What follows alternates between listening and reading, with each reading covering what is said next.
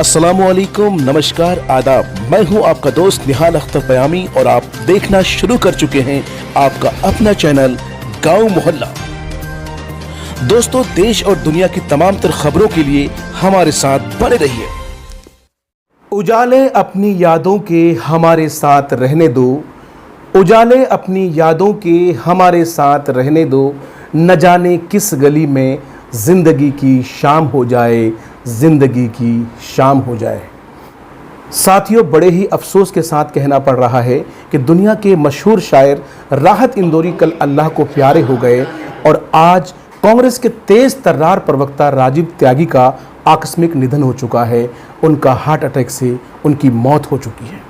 गांव मोहल्ला उन्हें खिराज अकीदत पेश करता है, सच्ची श्रद्धांजलि पेश करता है और साथ ही साथ दुआ करता है कि ईश्वर उनकी आत्मा को शांति दे। दोस्तों, आपको बताते चलें कि आज खुद राजीव त्यागी ने शाम 5 बजे को लेकर ट्वीट किया। उन्होंने ट्वीट किया था और कहा था कि मैं आज शाम 5 बजे आज तक के डिबेट पर रहूँगा और हर बार की तरह इस बार भी वो संबित पात्रा के साथ 5 बजे के डिबेट में तेज तर्रार तरीके से उन्होंने अपनी बात रखी थी। आपको बता दें कि 5 बजे के बाद डिबेट के बाद अचानक से उनकी घर पर ही तबीयत ख़राब हो गई।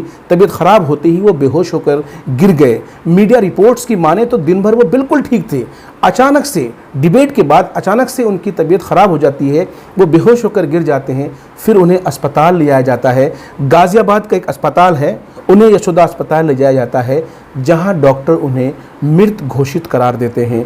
उनकी मौत के बाद कांग्रेस ने ट्वीट किया है, कांग्रेस ने शोक व्यक्त किया है। साथ ही साथ उनके साथी संबित पात्रा ने भी ट्वीट किया है। संबित पात्रा ने लिखा है, विश्वास नहीं हो रहा है कि कांग्रेस के प्रवक्ता और मेरे बेहद करीबी मित्र राजीव त्यागी अब हमारे बीच नहीं रहे, हमारे साथ नहीं रहे। आज 5 बजे हम दोनों साथ में आज तक के डिबेट पर थे। जीवन बहुत ही अनिश्चित है। अभी भी शब्द नहीं मिल रहा है कि मैं उनकी मौत को लेकर क्या लिखूं। हे गोविंद, राजीव जी को अपने चरणों में शरण देना।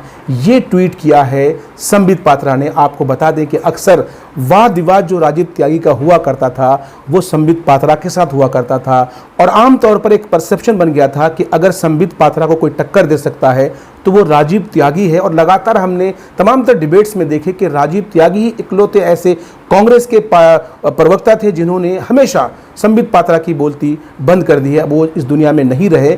उनकी मौत पर कांग्रेस अध्यक्ष सोनिया गांधी, पूर्व अध्यक्ष राहुल गांधी, प्रियंका गांधी, तेजस्वी यादव, मजलिस इत्तेहादुल मुस्लिमीन के अध्यक्ष बैरिस्टर असदुद्दीन ओवैसी, बिहार के मुख्यमंत्री नीतीश कुमार और दिल्ली के मुख्यमंत्री अरविंद केजरीवाल ने शोक व्यक्त किया है और उन्हें सच्ची खिराज अकीदत पेश करते हुए उनके लिए ईश्वर से उनकी आत्मा की शांति की दुआ की है।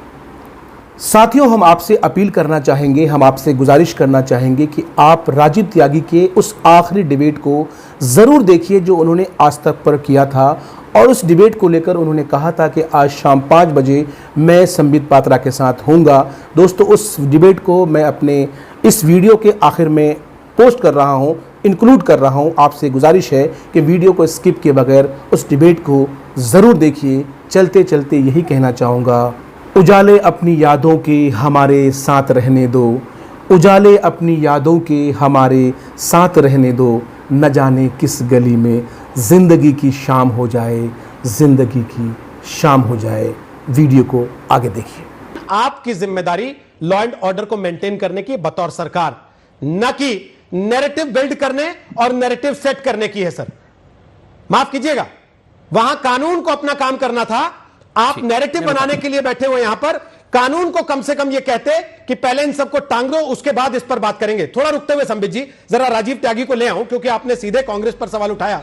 राजीव त्यागी कांग्रेस के एमएलए थे, दलित थे, ना कोई दलित चिंतक बोला, ना संविधान को जब सड़कों पर रौंदा जाता रहा कोई संविधान का ठेकेदार बाहर निकला। और अभिव्यक्ति की आजादी तो भूल ही जाइए, क्योंकि धर्म का मामला आ गया तो अभिव्यक्ति की आजादी तो वैसे ही डब्बे में चली जाती है ऐसे मामलों में।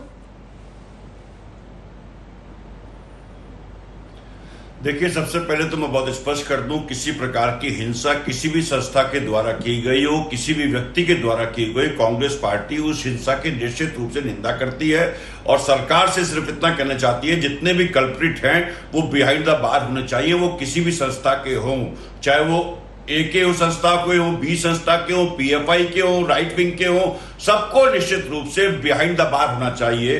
अभिषेक मनु सिंघवी जो हमारे कांग्रेस पार्टी के राष्ट्रीय प्रवक्ता हैं, इस विषय पे निश्चित रूप से कांग्रेस पार्टी की तरफ से वक्तव्य दे चुके हैं। पहली बात तो ये कहनी थी मुझे। दूसरी बात, अब मैं संबित पात्रा जी के बयान पे, और जो इस्लामिक स्कॉलर जिनका लिख रखा है आपने, ये इस्लामिक स्कॉलर नहीं है।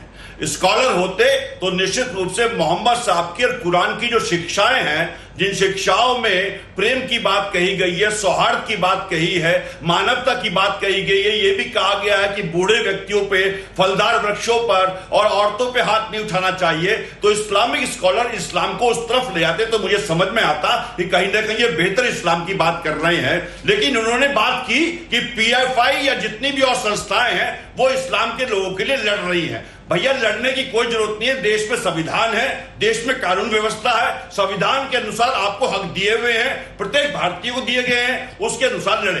दूसरी बात, अब संबित पात्रा जी के बयान पे आता हूं। संबित पात्रा जी ने जिस तरह से बयान दिया है, उनका बयान निश्चित रूप से एक ये कहने का मतलब है कि हिंदुओं पे बड़ा अत्याचार हो रहा है, जबकि हिंदुवादी सरकार है।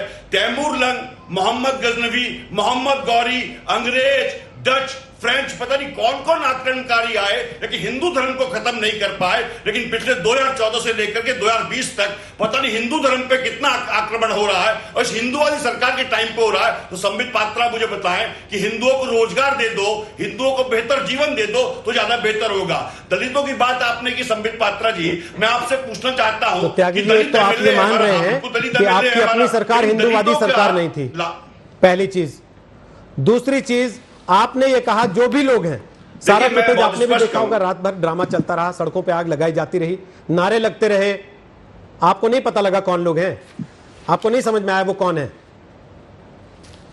देखिए, बहुत क्या आप इतने मासूम हैं कि अपने एमएलए का घर जल गया तब भी आंखें और नाक कान बंद रखना चाहते हैं? पी नवीन, देखिए बहुत स्पष्ट कर, देखिए मैंने तो बहुत स्पष्ट कहा कि दंगों को निश्चित रूप से बिहाइंड दी बार होने चाहिए। दंगाई पी नवीन जो भारतीय जनता पार्टी के कार्यकर्ता जिनके पोस्ट पर ये झगड़ा हुआ, उनकी एक पोस्ट पढ़ देता हूं, उम्मीद है आज तक के दर्शक समझ जाएंगे।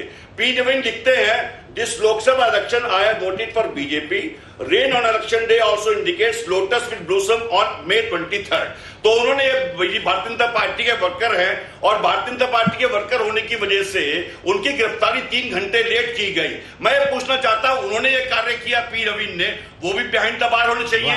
जिन्होंने कानून हाथ में लिया वो भी बिहाइंड द बार होने चाहिए। लेकिन संबित पात्रा जी ने कहा था, लास्ट सेंटेंस कहना चाहूंगा प्लीज, मैं रिक्वेस्ट, तो आप ये कह रहे हैं के प्रति कांग्रेस, क्योंकि वो 3 घंटे लेट गिरफ्तार किए गए, इसलिए जिन लोगों ने आग लगाई उनका अधिकार बनता था शहर को आग लगा देना, क्योंकि उनकी कार्रवाई लेट हो रही थी। आप भी कई दफे जाते होंगे सर कार्रवाई मांगने, आप आग लगाने लगते हैं क्या सड़कों पर? बसें रोक के तोड़ने लगते हैं क्या कि कार्रवाई नहीं हो रही मेरे कहने से? रोहित सरदाना जी, अभिषेक मनु सिंघवी तो कह रहे हैं दंगाइयों से भरपाई करो, वक्तव्य को आगे बढ़ा रहा हूं, जो करें कि नहीं करें? कहा, मैं क्या कह रहा हूं, बिल्कुल निश्चित रूप से मैं एक बात कहना चाहता हूं, कानून सम्मत जो भी प्रक्रिया है वो फॉलो करनी चाहिए। मैं आपके वक्तव्य को आगे बढ़ा रहा हूं, जिस वक्तव्य में आप ये कहते हैं कि कानून व्यवस्था की जिम्मेदारी केंद्र सरकार की थी। दिल्ली में दंगे हुए, सरकार खामोश बैठी नहीं, दंगे हुए 47 लोग मारे गए, जगह जगह दंगे हो रहे हैं, सरकार खामोश है। दलितों के बाद संबित पात्रा आपके मुंह से शोभा नहीं देती, क्योंकि दलितों का जब दंगे हो रहे थे दिल्ली में तो आपके नेता कह रहे थे लोग घरों में क्यों बैठे हैं, बाहर क्यों नहीं निकल रहे? भूल गए क्या? किसके हमारे कौन से नेता ने? मुझे कंप्लीट करने दीजिए प्लीज, आप सवाल पूछ लीजिएगा। मैं दलितों के विषय में एक बात पे कह दूं, संबित पात्रा जी की पार्टी दलितों का आरक्षण काटती है, संबित पात्रा जी की पार्टी दलितों का बजट में से कटौती करती है, और यहां दलितों के हिमायती बनने का काम कर रहे हैं। और दलितों को बांटने का काम कौन कर रहा है? अभी आप कहते हैं हिंदुओं को ब्राह्मण नहीं बनना चाहिए, ठाकुर नहीं बनना चाहिए, गुजर नहीं बनना चाहिए, त्यागी नहीं बनना चाहिए। तो भैया दलित भी तो हिंदू है ना, दलितों को बांट क्यों रहे हो? दलितों पर अत्याचार क्यों कर रहे हो? इस विषय में जवाब दे दीजिए।